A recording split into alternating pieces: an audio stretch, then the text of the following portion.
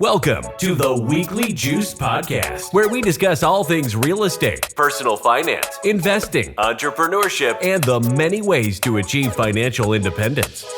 We interview accomplished investors and entrepreneurs with the goal that their stories inspire you to take control of your financial future. Here to get your creative juices flowing, while also documenting their own personal investing journeys, are your hosts, Corey Jacobson and Ryan Bevilacqua.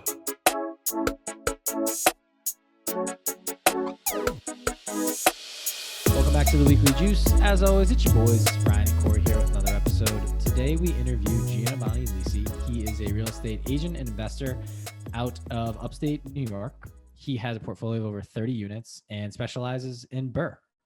Yeah, BRRRR, but you forgot to mention he's 24. And he got into real estate when he was 20, maybe even younger.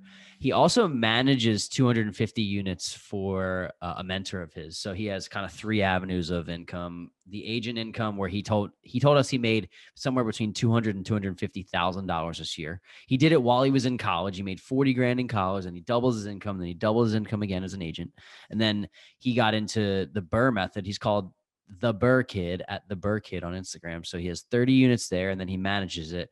And as you listen to him, you just realize like how wise beyond his years he is. And we kept saying, like, almost like a little brother in the episode, like how proud of him we were, just because this dude really gets it, man. And he's been in situations that he's had to get out of in terms of putting, a foundation wall. And he has really made his mark in his area, and the sky is the limit for this kid. It was an excellent episode, really informative. He kind of laid it all out for us, exactly how he did it. Anybody that's listening, I don't care if you're 15, 27, 39, 41, this is a great episode for you to learn how he's doing the BRRRR method, even in 2022, when a lot of people think it's not possible. But yeah, anyway, Giovanni is absolutely crushing it. I want to hear more of his story, and I can't wait to show you guys and let you listen to his full story. So let's bring him in. Let's do it. For real estate investors, going mobile is the next big thing for managing our properties. We like to have the power and resources in the palm of our hand. When we're hunting for deals, we're consistently go, go, go. Having RentReady's property management app is great for checking in on all our properties, especially when it's time to collect rent. With RentReady, we get the benefit of both mobile and web apps that allow us to collect rent from anywhere. We not only get instant notifications when rent is paid, but we also have the ability to send automatic reminders to tenants when rent is due or late. From finding the perfect tenant to collecting rent, everything an investor needs to build wealth and manage their investing portfolio can now be found under one roof with RentReady. The most exciting news is that RentReady gave us an exclusive 50% off promo code that can now be used by all of our Weekly Juice listeners. You just need to visit rentready.com and enter the code JUICEPOD to get 50% off any RentReady plan. That is RentReady.com and enter the code JUICEPOD, JUICEPOD, to receive 50% off any RentReady plan. As you know, we talk a lot about financial independence, building revenue streams, and buying yourself more income. Wanted to give our listeners a special opportunity to potentially add a different revenue stream for themselves and into their portfolio.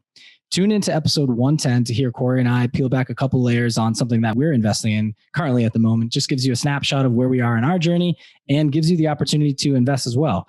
This specific opportunity is to invest in a YouTube content monetization channel.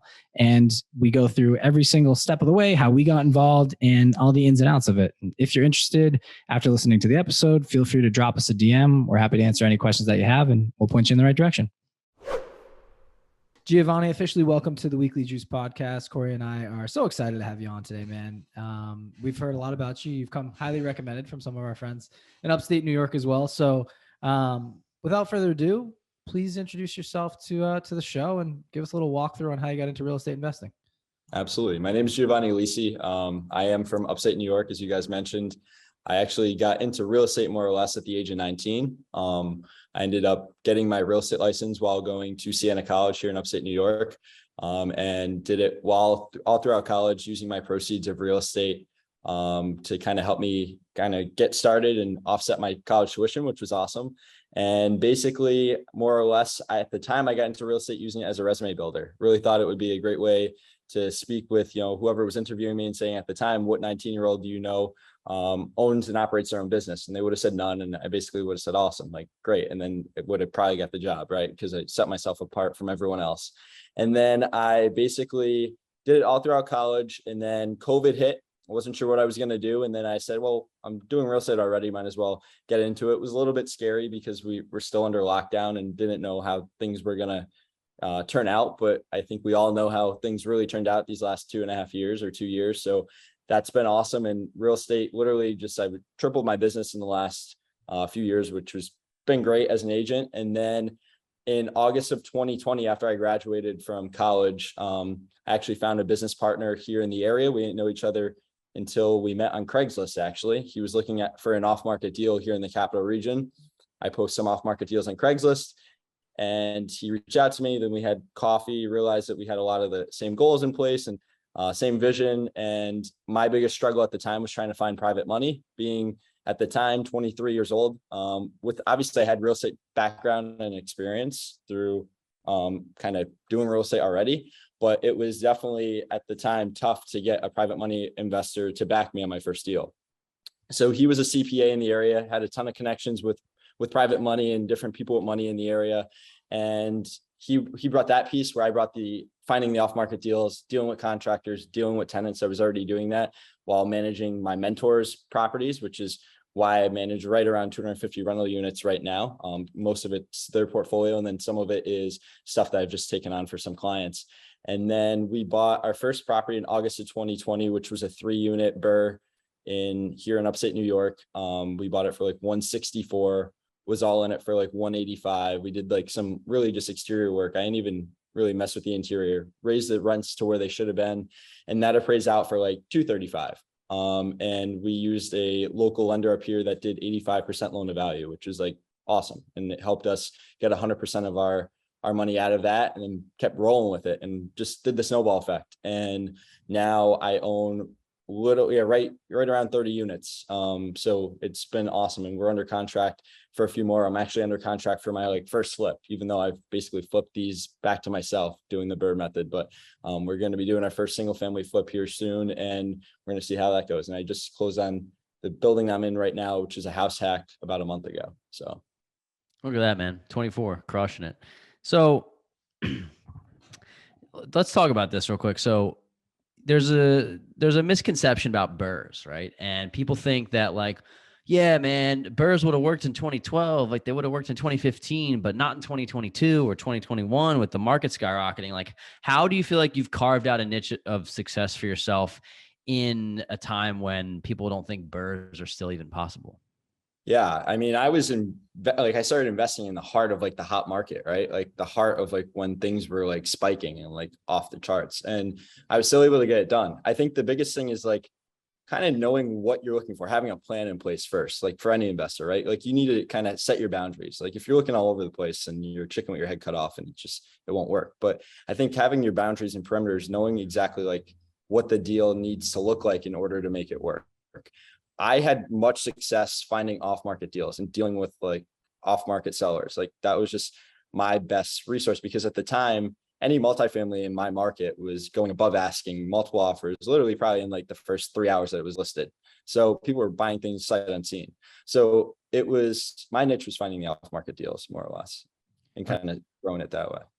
Can you take us through, I'm sure we have repeat listeners, but for people maybe that first time jumping in here, can you explain what a BRRRR deal is, and then take us through one of your own, and just to show us kind of the process of how, the evolution and how these things work, and then the cash flow that you receive monthly?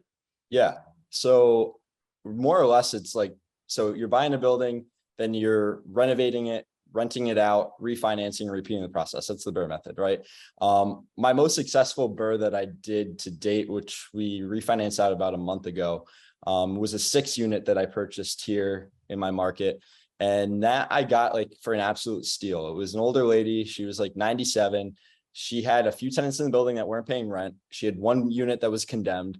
So she was in a spot where she wasn't she's 97. She's not going to go do the work herself and renovate the property, right? She maybe was able to have some kids, her kids help her, but they had no interest in real estate. They wanted to be done with it. They just found it as a burden. So we bought it from her for $250,000, 6-unit. And in my market, that 6 unit was probably worth like 350,000 when I bought it, more or less. And like my biggest thing is buying something with like 3 outs. So what does that mean? So like I'm buying something where I know I can sell it tomorrow and make money on it. Like I have a good amount of equity already in the building that I can literally flip it and make money on it, right? The second thing is I can go ahead, renovate it, and then flip it, put it on the MLS or the market and sell it that way and make a profit. Or 3, which is my ultimate goal, is buy and hold and basically flip it back to myself using that BRRRR method, right? Renovating it and then refinancing out. So that one, we ended up renovating like 4 out of the 6 apartments, yeah, give or take. And I played musical chairs with some of the tenants. I like doing that sometimes if they're good people. Like I'll end up moving them from an outdated unit into a newer unit that I just renovated, get the rents up, and they're willing to pay a little bit more, even if I was, because I was intending to raise the rent. So what's an extra $150 more to move into a newer unit, right? Like that's awesome. And that building, we raised the rents, got everything up. At the time, it was cash when we bought it, was like cash flow, like we're not, gross monthly rent was like 4,200, give or take. And then when we were done with it, the gross monthly rent was 6,250. So we added a ton of like value by just raising rents and renovating. So we were all in that building for about $100,000 in renovation. So 350. So bought it for 250, all in it for, 100,000 to, or 350 basically is what we were all in it for. And that one appraised out for 525 when we were all done with it. Using a commercial loan. We got it in right before like the rate hike, because like right now commercial loan depending is like in the 6 to 7s, like right as far as interest rate wise. We got it at like 5.1%, which worked for us. It's still cash flow. And then basically after all our expenses, like all our repairs, maintenance, like mortgage, all that, CapEx, whatever, you name it, we're cash flowing, me and my business partner, a total of like $1,800 a month. So we're each making like $900 a month off of that one building, which was great. Screaming deal, dude. I was gonna say that sounds, and those numbers even sound conservative, because if you're talking about a loan for $250,000 at 5%, you're talking somewhere around $1,200, $1,300, $1,400, just your PITI, right? And then if you move it, even if you move it up to $350,000, you're still probably talking about $1,800, $1,900, right? So like those are amazing numbers. So that loan was actually, I left that out. So 525 at 80% loan to value. So we're looking at 460. So I pulled, like we each got a check for like 40 grand. Like, so that was like awesome, like off of that building, more or less. Or actually we got a check in total for 40 grand. Each pulled $20,000 off of that. Got it. And then I actually ended up investing some of our money from previous refinances that I was able to keep from, just getting checks cut to us, and use that as like our own private money. So as my own private money lender on that, making like a 10% return on my own money. So I invested like 50 grand into it and was able to see that return over this like 5-month period that we were renovating. So that was also good cash flow. So that's amazing, man. I like, what gave you the confidence? That's the thing that I want to know, is like, you're talking about a strategy that works for investors that have been doing this for 10 plus years, right? We did a BRRRR. We haven't refinanced it yet because it was like not that much to pull out, but we did something similar, and we did one, and we managed the project. And I was like, yo, this is a lot, man. Like, this is crazy to try. We also have full-time jobs. Regardless, I was like, this is a lot. What gave you the confidence to go in there, young guy, no, not that much experience, and attack this and make yourself the BRRRR kid, as you call yourself on Instagram? Yeah, I think the biggest thing was having mentors behind me, like backing me 100%, like having a mentor. So like I have 2 mentors that basically have done this themselves. One's 37, his name's Vinny. The other one's 39, his name's Vitaly. And they just absolutely crushed it early on. They've been doing it for the last 10 years, started actually even longer than that. They started back in 08. So a little bit over 10 years now. And they've been just excelling that way. And those were the guys that I was managing their portfolio and like managing, like dealing with their tenants and like managing their not managing their projects, but seeing how they ran their projects. So like having that mentorship definitely gave me the confidence to go to the next level. And that also gave me the kind of power to say to a private money lender, well, hey, I was already doing it back here with these guys. Like, all right, now it's my time to shine, more or less. So I want to bring it back to the beginning of your story, because I think there's a part you told us pre-recording. So I just want to make sure we hit on it here. Talking about how you just decided kind of on a whim after watching HGTV with your girlfriend to get your real estate license. And then from there, it catapulted into this incredible portfolio you have now, right? We can kind of go back and forth on the timeline here, but can you talk about the chauffeur? Is he your mentor? Is this Vinny or Vitaly? No. This is someone different. So yeah, like I was mentioning you guys before. So like really what sparked my interest was watching HGTV all the time and wanted to do house flipping. Like that was my biggest thing. And at the time it was my dad who made the connection. My dad sells appliances now here in like our market. So he knows like a ton of like flippers. So like they're always buying appliances from him. And he actually connected me with a local real estate professional who's like a top producing agent here in the area who does around like 15 flips a year.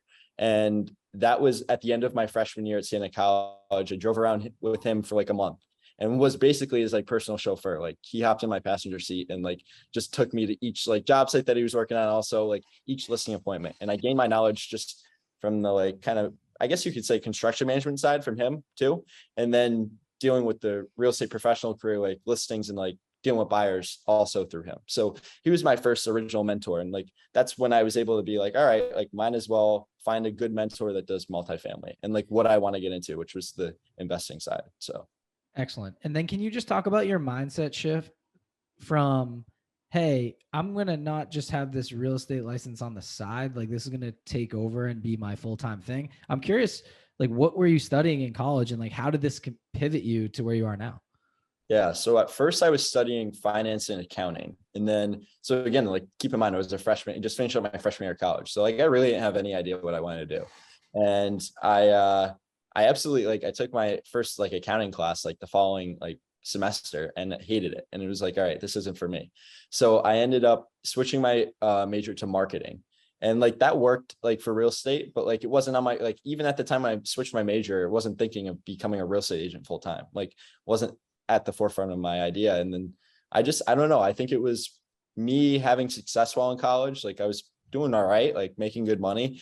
And then I think like once COVID hit, I was like, wow, like I just like, I don't know. I was sitting home. I was like mustering up a whole bunch of marketing and dealing with a whole bunch of my buyers and like center of influence and reaching out to them. And then COVID like let loose and I was like, I'm not gonna like, let me just try it. Like, why not as well try it while I'm young, like give myself, like gamble on myself, basically, like take a chance. I don't have a family, literally was living at home, like might as well just take a shot, and ended up rolling with it. And then, last year was a top 10% producing realtor here in the capital region. And I'm speaking at like a conference for real estate agents in like 2 weeks, like showing them how like me being young, I've been able to scale my business into being like a name brand in the market. So this is amazing, man. So let's talk about your, it sounds like you have 3 streams of income. Maybe you have more than that, but from what I'm hearing, you have income coming in actively from selling real estate. You have income coming in passively from your long-term rentals or your rental business. And then you also have income coming in actively as well from management. Is that correct? So you're making money in 3 separate ways. Yeah. Yep.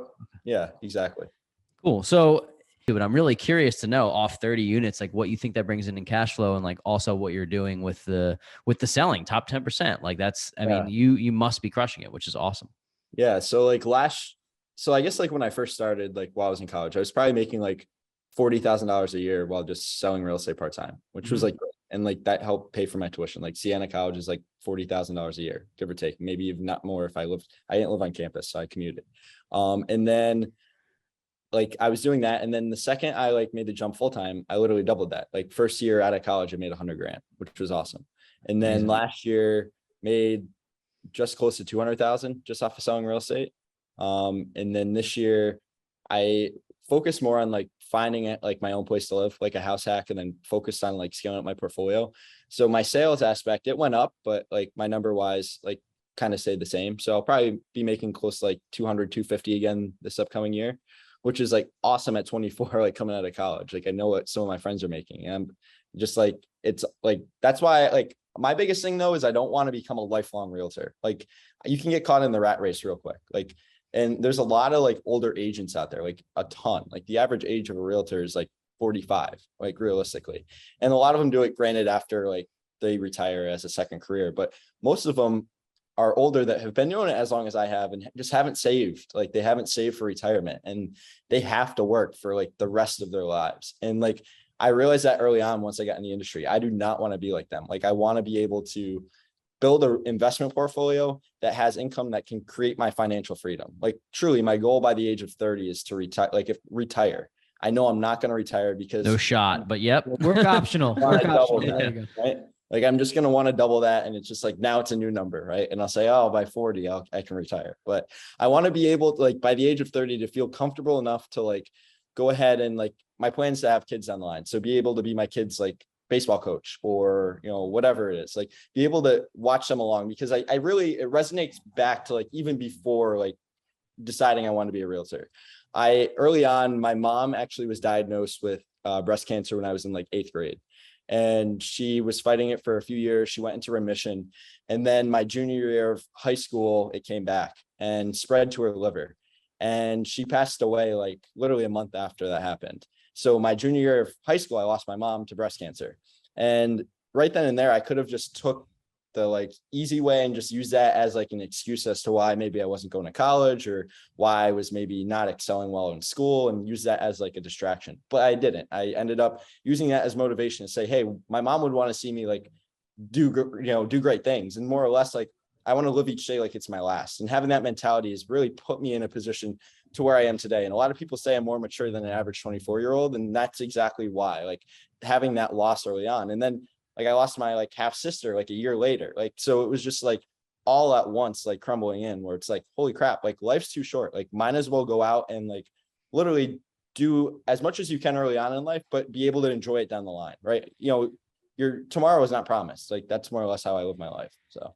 Well, first of all, thank you for sharing that. You're making your family proud without a doubt. So no question there. And the reason why I said no shot tongue in cheek to you retiring at 30. And the reason why I said that is not because you won't be able to, because you certainly will. It's more so that for somebody to be able to build the life that you're doing and putting in the hours and putting in the work and building the systems and like getting this train in motion, you just don't stop it. And we learned that on our own journey. It's like Rise 31. I'm going to be 31. We're going to be, Jesus, he's going to be 32. I'm going to be 31 in a month, less than a month, this month. So as that happens, you realize that like this momentum is built, and really what we're looking for is work optionality, right? And to do the work that you want to do. You sound like you're really passionate about real estate investing, potentially still passionate about being a realtor, but you're going to be able to set your life up and do whatever it is that you want to do by 30. I mean, dude, being 24 is like, think about what you've done in 5 years, right? The next 5, you could triple it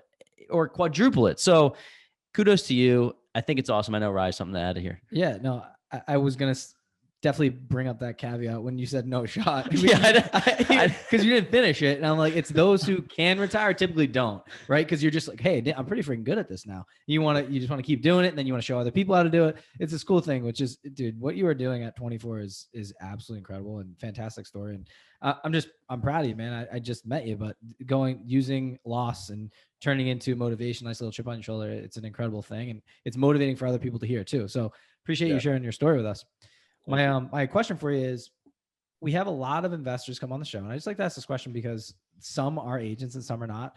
Do you feel as if someone wants to become a real estate investor, do you feel like it's an important thing for them to become a real estate agent? Or, I know it's like a synergy thing, right? Like you're selling real estate, you're talking to people who want to buy properties, you're just kind of like building your wheelhouse there. So for me, it kind of makes sense, but I don't know how you feel about that. Do you think it's a necessity or something that could give people a leg up that want to become investors to become an agent?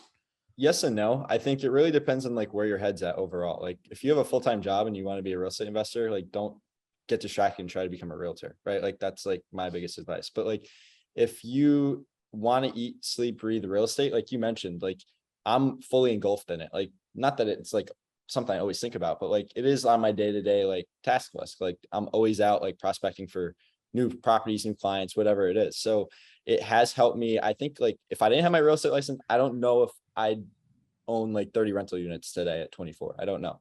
I think maybe I would have took it like a one building a year type strategy, and like maybe not have even discovered like the BRRRR method. So I think I credit being a realtor to find out all this information. Like I would have never really got into where I'm at today without having my license. So Cool. Sorry, I'm excited. We were fighting over who was going to talk next. Can I go? Yes, you can go. Oh, I hope I remember it. Okay. So I haven't asked this question too, and it seems so basic, dude. You're gonna be like, dude, wow, that was the dumbest question ever. Why'd you point to yourself so many times? But can you just give us a day in the life of what it's like to be a realtor? Because for example, the reason I'm asking you this is purely selfish.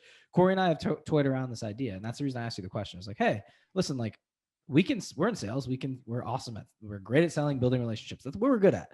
So for me and Corey, we're like, hey, should we become real estate agents and, kind of build that side? And then maybe that alleviates our W-2. I know it's active income, right? You got to go out and do things. So the reason I'm asking you this is I want to get kind of an idea of what like a day in the life is. Are you giving up all your weekends to go to showings? Can you how are you sourcing new leads? Just give me like a little scope of how you run your business, and it might provide some color for us. So for me, yeah, I would say that like duty always calls in a way. Like if I have to drop what I'm doing, I'm going out there to make money. Like that's like how I look at it. So I do have to sacrifice some weekends sometimes, but like you can also be the creator of your own schedule. Like you can work with certain buyers that maybe like they're just investors. Like most of my clients right now are investors. Like I went from like residential real estate and then like kind of carved a niche as just dealing with investors. Granted, I still do residential with friends and family. Like I'm 24, like my friends are buying their first house. Like I just showed one of my friends like 16 houses and she's like, oh my God, like don't kill me. And I'm like, no, it's fine. Like, but I might 16 shit. No, I'm just kidding. But seriously, that's a lot. You better be a good friend, bro. That might be more than 6% commission. Come on. But no, for real, like in that case, like I sacrifice some of my weekends because they work 9 to 5 and different things like that. But I can create my own schedule. So it's not like it's fully like consuming my life. I like to have a good work-life balance. Like I like to play golf and do stuff like that. And I'm able to like be able to do those things with my friends or at work, which is cool. So, but yeah, I would say more or less like that's kind of, a day to day, and then generating new leads. Like I'm always prospecting for buildings for myself to buy. So a lot of the pipeline is like, all right, I'll look for myself first, realistically. Like that's what it comes down to. And then a lot of times, like I'm looking for specific buildings. Like I want stuff that's like really 4 units or more, like more or less at this point. So like a lot of these 2 families, 3 units, like I have a ton of investors I work with that want those. So it's like perfect. It's like hand in hand. Like I'll go out on that appointment, I'll look at it, and I'll be able to say, but let's go ahead and get it listed for you. And we'll get it listed for them. And that's kind of like why even my mentors, they're actually the principal brokers of my brokerage, why they've been able to open it up. That's why they opened up their brokerage, is because they were just wasting a ton of leads that they were looking for themselves. And they were like, why not make money off of this? So sure. Really cool. And Giovanni, just correct me if I'm wrong. This is my kind of take on becoming a realtor while you're trying to invest. You definitely don't have to.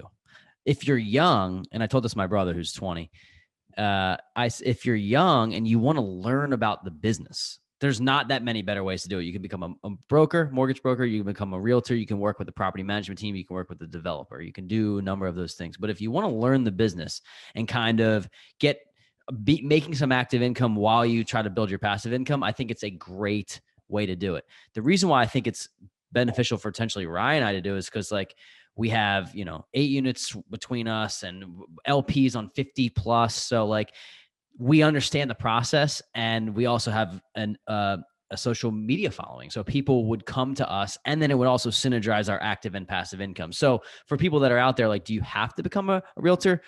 The answer would definitely be no, because most realtors suck. Like a lot of them suck. So unless you're going to dedicate yourself to it and become a really good one, then do it. If you're not, I wouldn't recommend doing it on the side, but I think you can. I know people that do that are successful, but I think if it's like, do you want to make 50 grand and like not get all the good leads, or do you want to go all the way in and try to make 6 figures by making it full time? So I don't know if you have anything to add there on that. Yeah, I mean, my business partner does it part-time right now, and he's a full-time CPA, and he's doing like great money, like as part-time. And I think that's because I'm helping him along the way, which is awesome. But sure.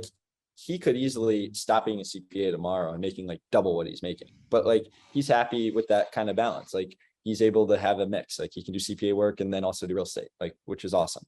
But I would always say, like, a lot of new agents join my team and they're always like, well, should I quit my job currently? Yeah, if you're comfortable enough and you have money saved up, like, yes, because at the end of the day, if you want to be a successful realtor, you really have to take it seriously. Like if you're doing it part-time, how are you going to prospect from 9 to 5? Like, how are you going to be able to do it? Like, what are you going to just get off of work, be exhausted, and then now get into real estate. Maybe if you're wired like that, I know I'm not. I like to have a good shut off. Like if I'm done for the day, I'm done for the day. I'll go work out and then I'm done. Like I'm on my couch and I'll probably pass out on the couch. So that's like, I don't know. It's tough. It really is. It's a tough thing. I guess I was doing it while I was in school, but not really. Like college, yeah, it's full time, but you have a lot of free time gaps. Like I had like days that I didn't have class. So I don't know. But yeah, I would say definitely in order to take anything seriously, take the bull by the horns and do it full time. So I wish I heard this episode when I was in college, truly, because I think I would have, based on all the things that you're saying, you would have had me convinced that I should become an agent while in school, right? Because I know how much downtime there is. And half the time you're just hanging with your buds. You know, if you live for us, we live in a house with a bunch of different guys and like go play video games, you go to the gym, you go, you know, when you're just hanging out a lot of the time when you're not in class, right? And so we tried a couple different side gigs while in college, right? Not everyone, but most entrepreneurs will try things, right? But to go become an agent too, I think it would have engulfed me in that. I ended up getting into sales anyways, and so did Corey. But to get into real estate would have been awesome because we kind of knew that's where we were going to get led anyways, where we wanted to go. But that was kind of towards the end of college, right? So this is cool if you're a young cat listening to the show. I might look into getting your real estate license, especially if it's something you want to do for your future before you get wrapped into a whole other career. That's the thing. Because once you leave college, you're just like, you get sucked into a career and you can move to a different one, but it's harder once you plant your roots and you build up your network. Like say for example, I'm in sales and I have a huge client pool. And it's like to leave that client pool that gives you residual income over and over and over. You're like, damn, like that's hard to do. So yeah, once you get stuck into something, you're like, not that you're stuck, but it's hard to pull away from that. Like it really is. Yeah. You dig your roots down, dude. So it's just awesome story. And I think it's funny because we both have younger brothers. So it'll be something that we point these guys to. You gave me the day in the life of becoming a realtor. I want to know how you're sourcing your deals too. It's kind of funny because every investor has a different way of doing it. Some people use they drive for dollars. Other people use like prop stream. And like you said, you do a lot of off market deals. So just curious, like what your strategies are there, and as an agent, but more so as on the investor side of things.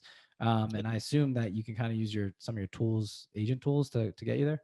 Yeah, I would say so. Yeah, a lot of it's like really word of mouth, and a lot of the leads even get sourced from like my brokers themselves, like my mentors. Like, so they own a little bit north of like 350 rental units here in the capital region, and they have done a ton of business with people who were multifamily investors, but maybe still held on to a few of their investments, and then now over the years, like they're slowly selling them off. So a lot of this lead source is a lot of referral base at this point.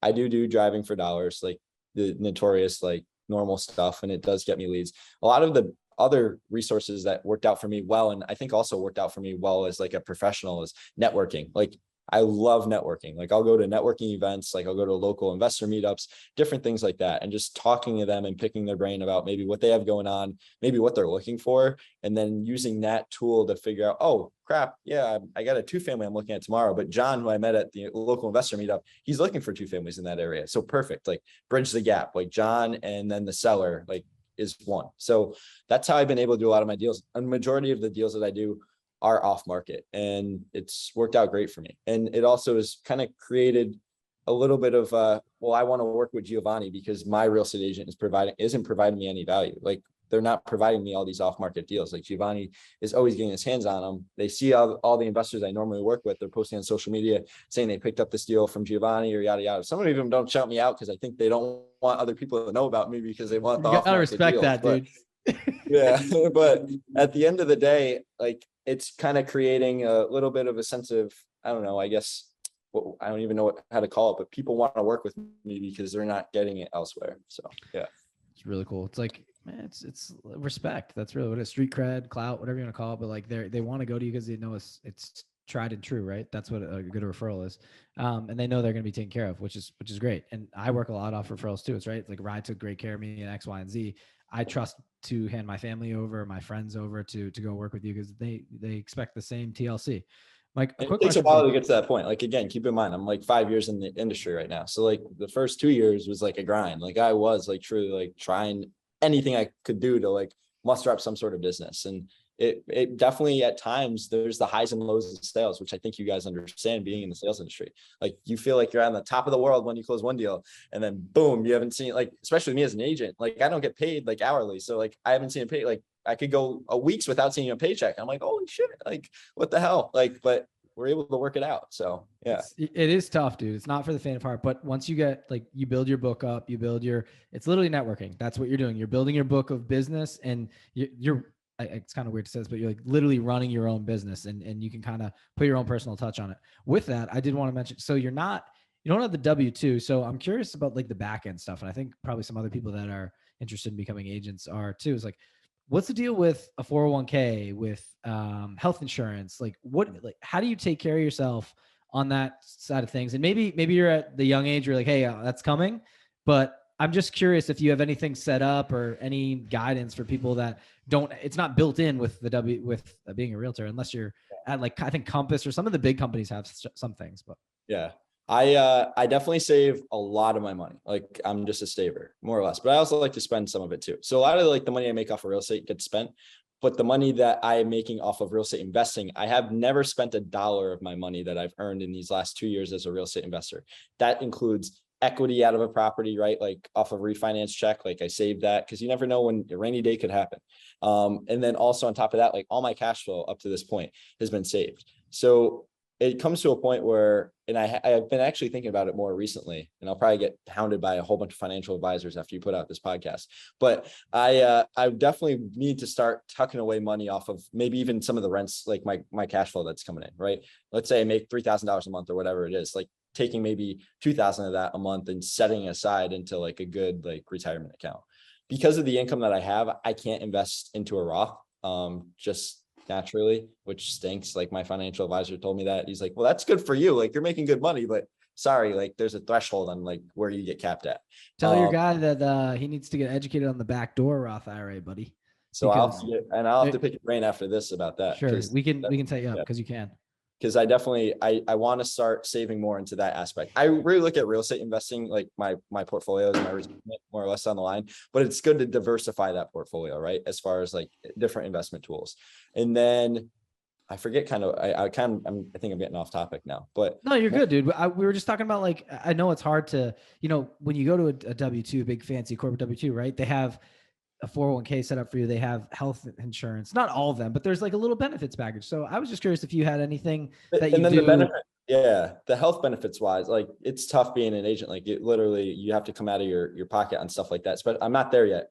Luckily I'm 24, so I'm still riding underneath my dad's insurance, but right. Sorry. I exposed you, dude. Sorry. I forgot. Shit. 26 is the threshold there. But what's cool is I do have to start thinking about that. Like that's coming up fast. So a lot of people joke and say, well, you kind of got to marry into something like that. Maybe find a school teacher or someone who's like a state employee. They have good benefits. So maybe that's an avenue I go down eventually, but more or less it's something I got to start thinking about these next few years for sure. And got it. Cool. Go ahead. One hurdle for me that I don't mean to, I want to add is I'm 1099. So the hardest part was for me to actually, like, surprisingly buy my own personal house. Like I can buy any investment property in the world with an LLC, which is no problem. Having my business partner as like a second, like basically source of income and like a W-2, but being 1099, I literally was like dragged through the ringer these last 2 years trying to like buy my first house. Like my normal friends, like they have a W-2 making whatever out of college, they can get approved tomorrow for, a property. But it took me a while to get approved just to buy this because of like 1099. You have to like average out the last 2 tax years or last 2 tax returns. So luckily these last 2 years I've made good money where, all right, now I can afford it, or not afford it, but afford it under their calculator.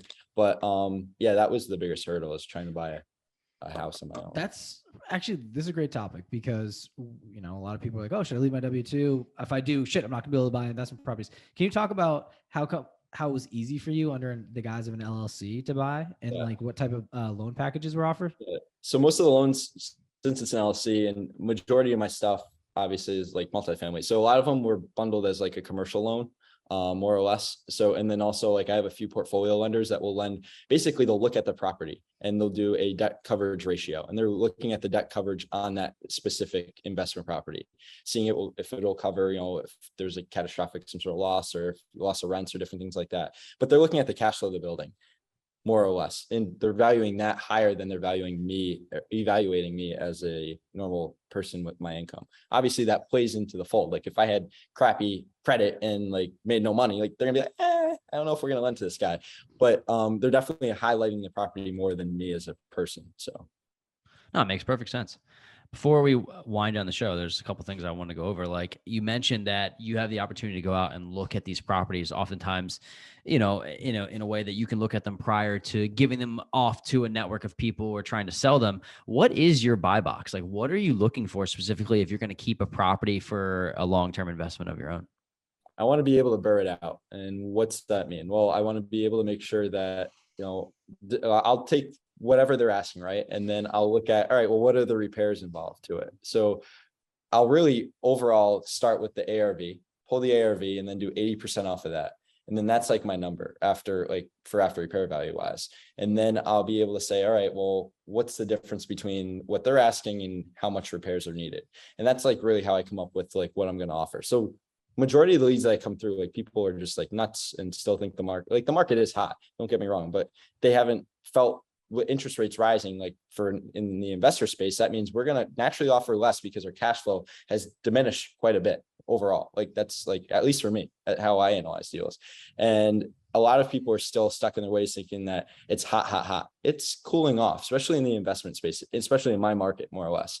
Not that it's going cold and not that we're going to go into a recession, but it's cooling off with the rise of rates. So finding a seller that can understand that is tough. They're still stuck in their ways. So 9 times out of 10, when I go on an appointment, it probably turns out to become a listing opportunity where I'm going to go sell it to someone who's okay with a market value deal. And there's nothing wrong with that.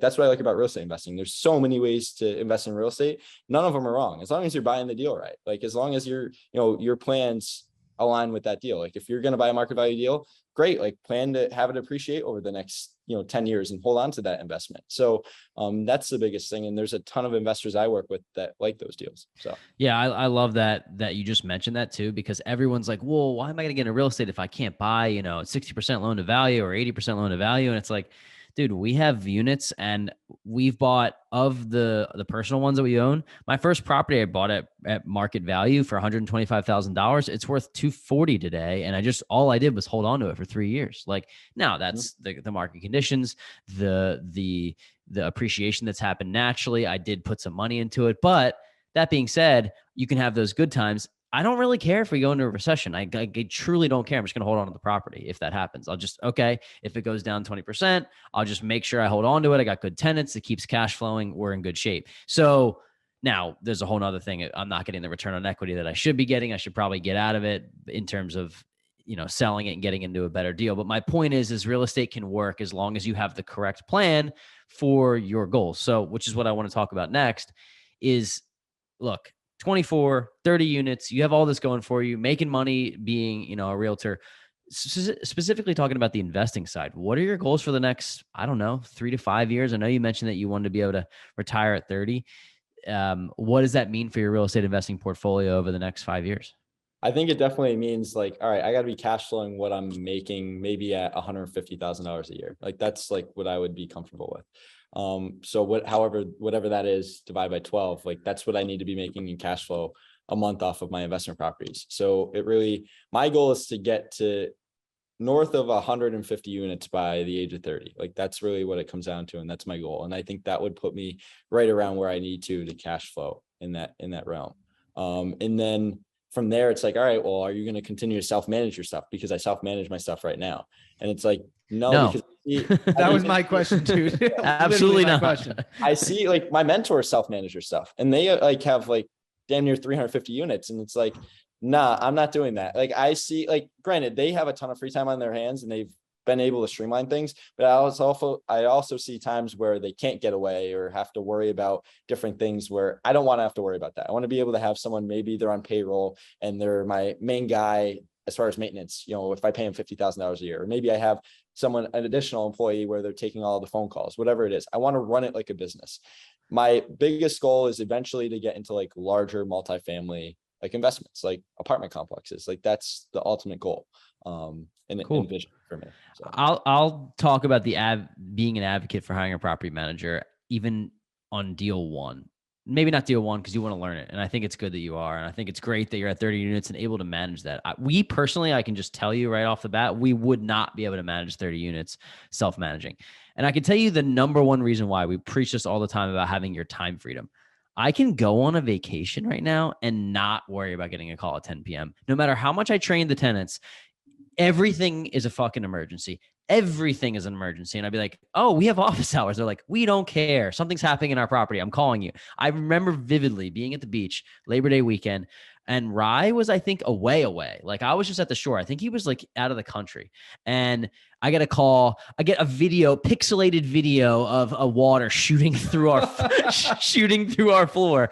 And I'm the type of person that like, if something happens like that, like I'm not able to just be like, I'll handle it in the morning. I just couldn't physically or mentally get there. So I'm like on the phone, walking outside, pacing in the rain. I'm like, dude, like this is not the way that I want to live. And I couldn't figure out how to put the self-management in place to get there. If that happens now, I don't care. We're taking less cash flow. It's already happening. We had a vacancy. We lost a lot of cash flow, but it's still for us so much better. And we came out of the vacancy. We're still making money. It's just less. So I'm glad that you have, your kind of approach to it. But my suggestion would be at 150. Yeah, there's no shot. But I'm glad that people can do it that way. They must have really good systems like to be able to do that. They're just really good. I think managers of people, that's what it comes down to. Like, I think the two biggest things that burn out any investor, and I see it with a lot of these people that are selling to me or to like my clients, is like tenants and then contractors. I'd say contractors more than tenants, but like you could easily get burnt out off those two things. So if you can handle those two things just fine, then you should be able to last as an investor, but not only as an investor, maybe someone who's self-managing your properties. So that's probably the biggest thing that I have to deal with is the property managers, those two things, contractors and tenants. So, Yep. And I don't mind dealing with contractors at all, to be honest with you. It's just the tenants that bother me, but go ahead, Ryan. Well, yeah, I don't know. Maybe it's something about living in your place that I think it's a weird psychology thing. It's more so that like, I know how I would treat a place. And I know that we've bought a lot in the C+ class area. And I just know that they don't care as much. Like these tenants, they're not bad people. They're good people, but they just don't care as much. So if something goes wrong and there's a problem and like mold develops, they're not like, sometimes they're calling you, but sometimes they're not. And then you don't want them to call you, but then you do want to. It's just like a weird psychology that I'm like, let's hire a professional to make sure that they can do it right. And we've talked about it, ad nauseum on our show. But. Sure. I have 2 questions left and then we can wind down the show. First one is, can you talk to how you analyze your deals? I think this is cool for beginning investors, but also seasoned investors. Do you use a specific spreadsheet, tool, app, website? Like how do you run your show? And is there any tips and tricks you'd recommend for our crew? So like me and my business partner over these last 2 years, it's like a mess. We should fine tune it, but he loves spreadsheets, like being a CPA. So we have a spreadsheet that basically breaks down, all right, well, this is like what our purchase price is. This is how much we need to put into it. This is the ARV. And then it spits out a number, what the building needs to appraise at in order for us to pull our 100% of our cash out. Because every time that I do a BRRRR, I want 100% of my cash out. And knock on wood, up to this point, I've been able to do that. If not 110, 115% of my cash out. So up to this point, again, like I've been honored to own 30 rental units, multi-million-dollar portfolio with $0 out of my own pocket. The only time I had to go out of my own pocket was my house hack, which sucks. And I'm feeling it differently. To put a brand new kitchen in with my money is different than putting a brand new kitchen with my investors' money. Like it's like, all right, that's nothing. But when I'm doing, I'm like, oh damn, like that's a new start penny pinching. Oh. Yeah, dude, I get it. But the biggest thing, like I can at this point even analyze a deal like right on the spot. Like I said before, like we'll go ahead. All right, this is what the ARV I predict it to be. I'll do 80% of that. And then it'll give me a number, right? A lower number. And then I'll figure out, all right, what's the repair cost needed? Like, do I have that buffer? Do I feel comfortable enough to make that next step? And there's a lot of deals that I've analyzed where it's like, oh, that seems enticing, but it's not right there. And like, I have to like hold to like my goals and my plans. Like, nope, that's not the deal. Like move on. I've veered away from that one time. And that one time, we needed our contractors to move on to a new job. I needed to place private money somewhere. And we kind of rushed into a deal.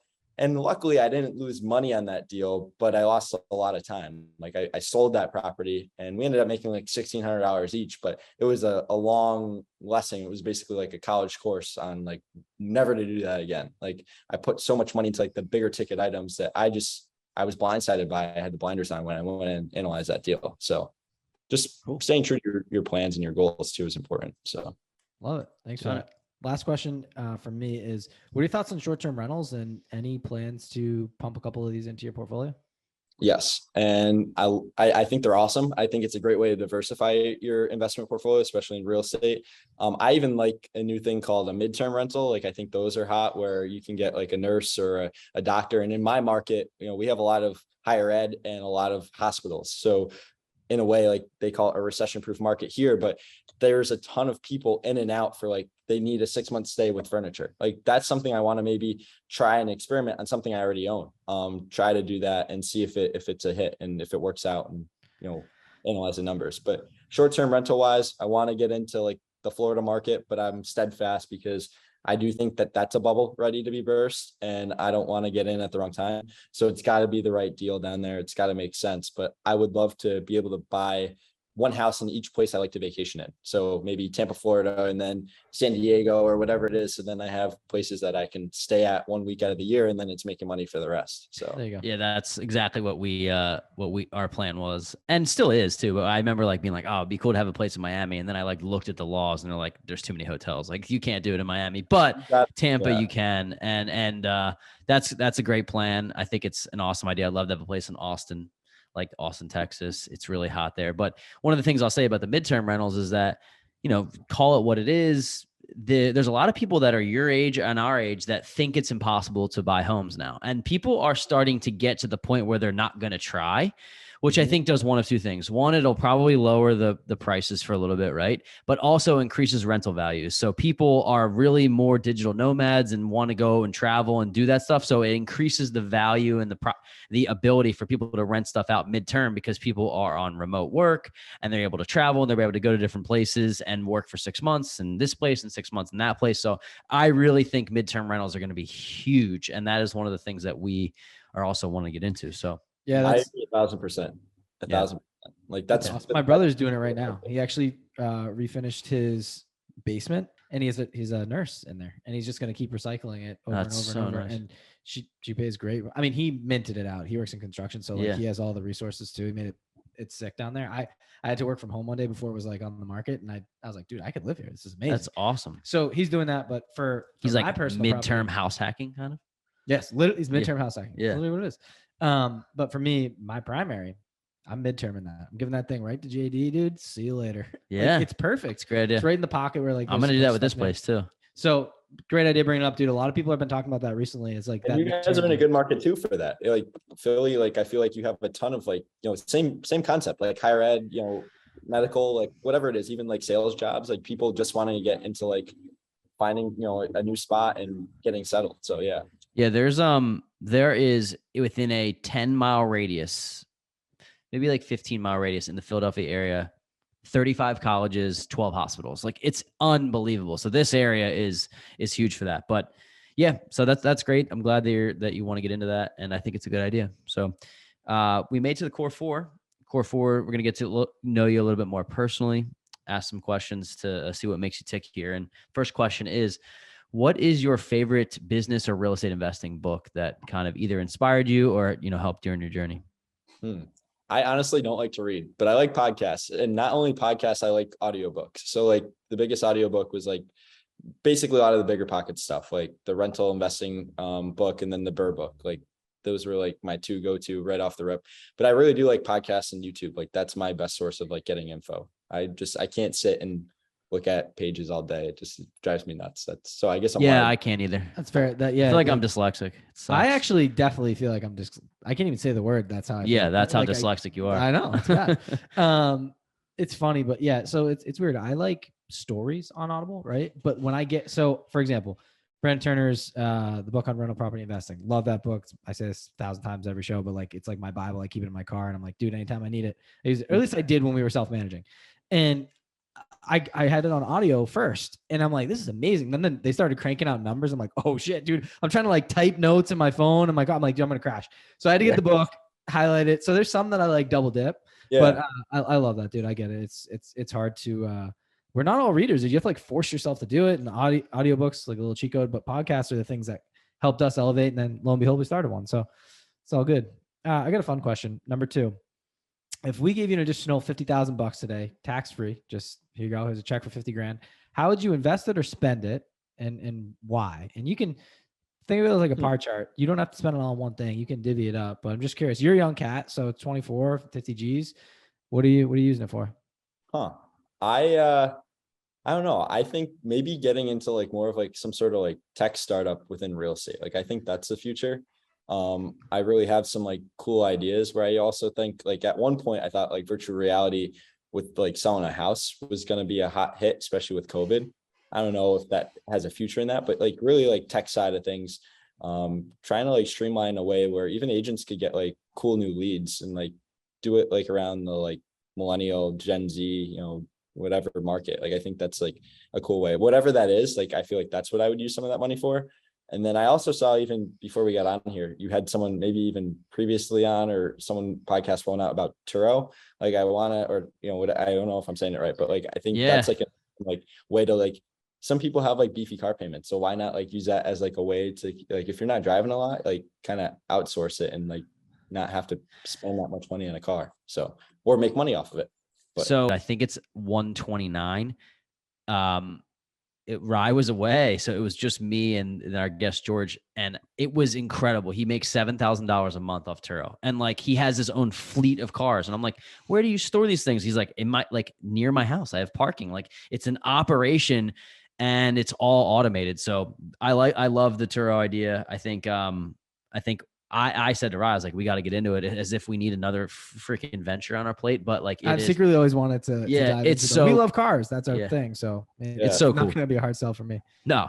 Wait to hear it. So cool. Question number 3, Giovanni. It doesn't sound like you make mistakes, but if you did, what was your biggest mistake that you've made in your investing journey, and how have you learned from it? Yeah, I think it was, and we mentioned it previously, is just getting into a deal like fast and like using that like.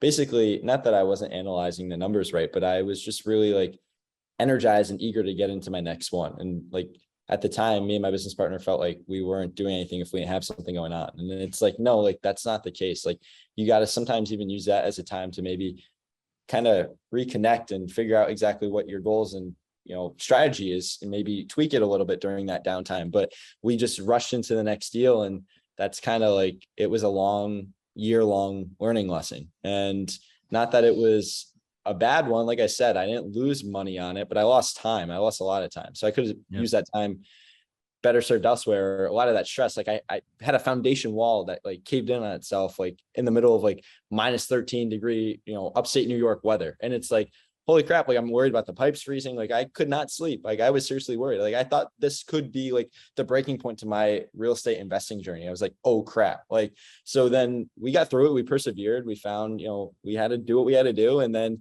we have actually put a lot of money in the bigger ticket items. And the guy who bought the house from us got an awesome house. It's just now he can go in and do the cosmetic updates that we wanted to do. That's where the value add truly is, where I can raise the rents. I couldn't raise the rents by putting a new foundation or a new roof on it, but I had, you know, I really wanted to use that money towards the renovation. I couldn't. And now he bought a really good deal. And, you know, even at buying it now, he could probably BRRRR it out, but I passed it off to him and did all the heavy lifting and the stress. So yeah, exactly.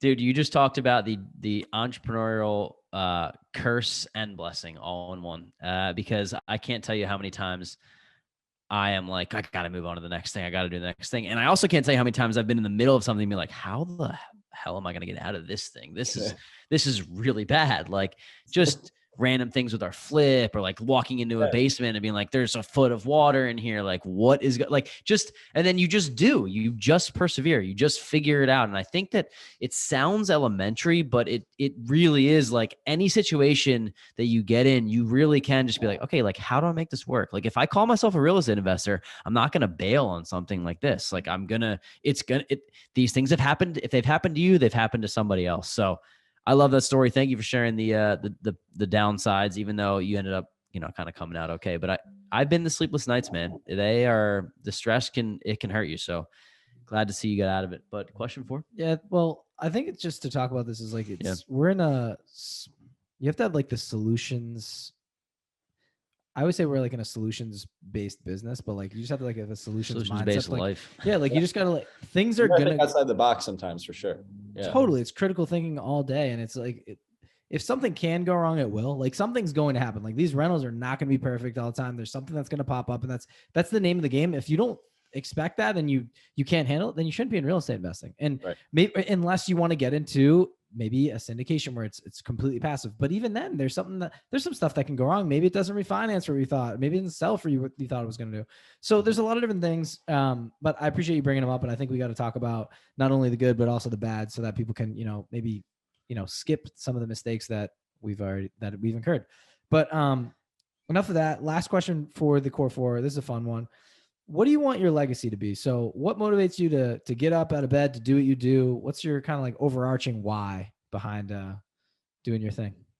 I mean, definitely financial freedom. Like that's the number one thing. And then be able to, like I said, like losing my mom young, like I want to be able to be there for my kids and have, just be around and like be able to like go on cool vacations and cool trips. And, eventually if I pass it down to them, if they want to do it, like I'm not going to force it down their throat. If I have kids, like I see it happen a lot, but if they want to take it on, like, I feel like that's the best like investment that they could ever take, and they'll probably be set. Like it'd be more set than I ever was. So, I definitely say, continue on the journey so I can create that generational wealth. And what they do with it at that time, I guess I won't be alive to know, but it is what it is. Right. So, but make sure that they're in a good position. So. Love it, man. Cool. So we've made it to the last drop. And the last drop, we ask you, I say younger self, but I don't know if you want to go back to your 5-year-old self. So let's say you could go back and talk to your 16-year-old self.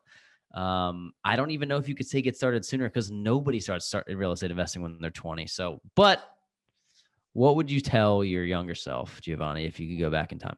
Yeah. Like what advice would you give yourself? You could look them in the mirror. Yeah. And like, do this the same or do this different. What would you say? I mean, a lot of people are going to probably like maybe hate me for this, especially if they went to college, but I don't know if I would do the whole college thing again, to be honest. Like with the way that I've, built up my career, I didn't need college. I didn't need college to become a real estate agent. Obviously, yes, it helped me. I think the key things that I pulled away from school was, all right, how to network with people, how to think outside the box and be a critical thinker in certain situations. But it like life teaches you more when you go out and do. And I think that is my biggest thing. And then maybe if it wasn't like for getting into real estate, like I probably would have done like more of like a trade. And that wasn't kind of advertised while I was in high school or, even college. Like a lot of people were just like, oh, you got to go to college and like, this is what you got to do. But like, there's a ton of people that I work with in this industry that make a killing by owning their own business as a plumber or an electrician or a contractor. Like there's a ton of upside and money in that. And now they're managers of people and now they don't have to work either. So that would be the biggest thing, is just like maybe not going with the rest of everyone else, but I didn't. And at the end of the day, I kind of still did my own thing, but like not following that rat race, like, you know what I mean? So yeah. Totally.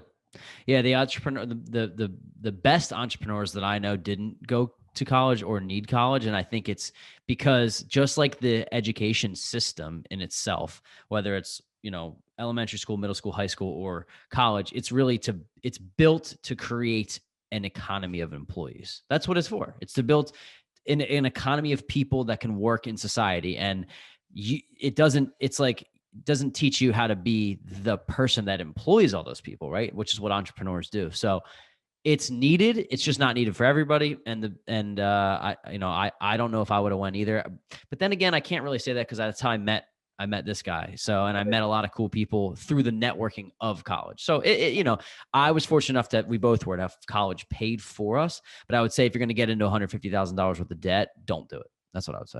Yeah. Or be strategic with it, or like have like, if you're my 16-year-old self, like find a way to get that like scholarship or like whatever it is, like try to like go for free. Like that's what it would come down. So cool, man. Giovanni, this has been awesome. One of my favorite episodes. I said it earlier, is like, I'm proud of you, and not because I don't even know you, but it's just, I feel like I do now after this episode, and I'm proud just to watch somebody who's, young and hungry and not taking no for an answer and not making excuses about, oh, it's, all the things that are going on as a Gen Z and all the things that, are, you're kind of on the cusp of millennial and Gen Z, but like that, all the things that are now looked at as impossible. And I can't get invested in real estate because this happened to me, or the market went up by this much, and you're just taking all of those no's and turning them into yeses. We're not talking about Dogecoin, dude, and like all these like little SPACs and things. I don't know. The quick fixes to try to be a millionaire, and it's like, dude, you're doing something that so many people have done, and you're putting your own spin on it. So I want to thank you for coming on, man. It's been awesome. I don't know if thank you for having me, for sure. Thank you. Yeah, it's been our pleasure, man. I think someone said this to you before, but I agree. You're wise beyond your years for a 24-year-old kid. The Burr kid, right? But kid, you're not a kid. Yeah, you have to change that. You're the Burr man. Yeah, the Burr man. So, dude, it was an awesome. It was an honor and a pleasure. Before I get tongue tied on my dyslexia over here, but thanks again, man. It was a pleasure having you on the show. We look forward to staying in touch. Real quick, if somebody wants to learn more about you, they want to follow your journey, they want to stay in touch, network. I know we mentioned the Burr Kid on Instagram. What's the best way for people to get in touch with you?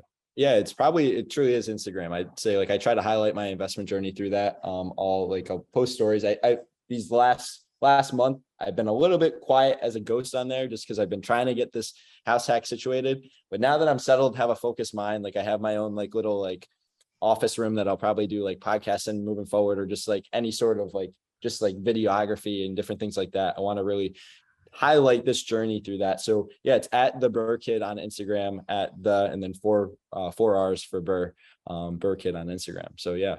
Yep. Awesome. We'll toss it in the notes. People will be able to get at you. And thanks again. Yeah. Thank you for having me. Thanks for tuning in this week to the Weekly Juice Podcast. If you liked what you heard, please leave us a 5-star review on Apple Podcasts, subscribe, and share with friends.